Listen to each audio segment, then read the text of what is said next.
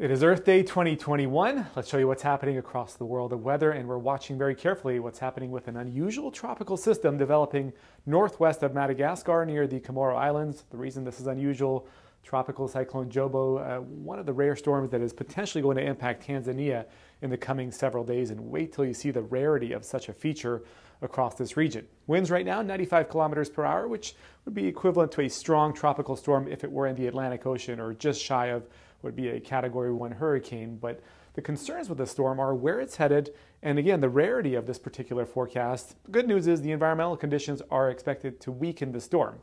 Dar es Salaam, Zanzibar, some of the more populated cities in this region. Dar es Salaam in particular, 6 million people call it home. It is the most populous city across Eastern Africa, the fifth most populous across the entire continent. And the forecast does bring it again very close proximity towards this region.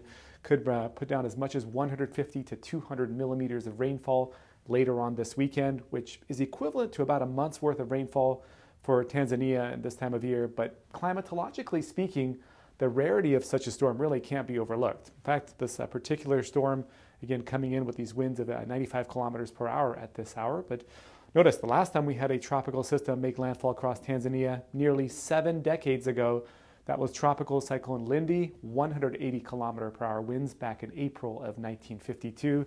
You've got to go back another 8 decades prior to that to about 1872 for the only other tropical system to make landfall in this region. Of course, the Coriolis force, or the rotation of our planet here as you near the equator, reduces the likelihood of tropical systems making their way along this region. But again, not unheard of, somewhat unusual for this weekend for the storm to make landfall.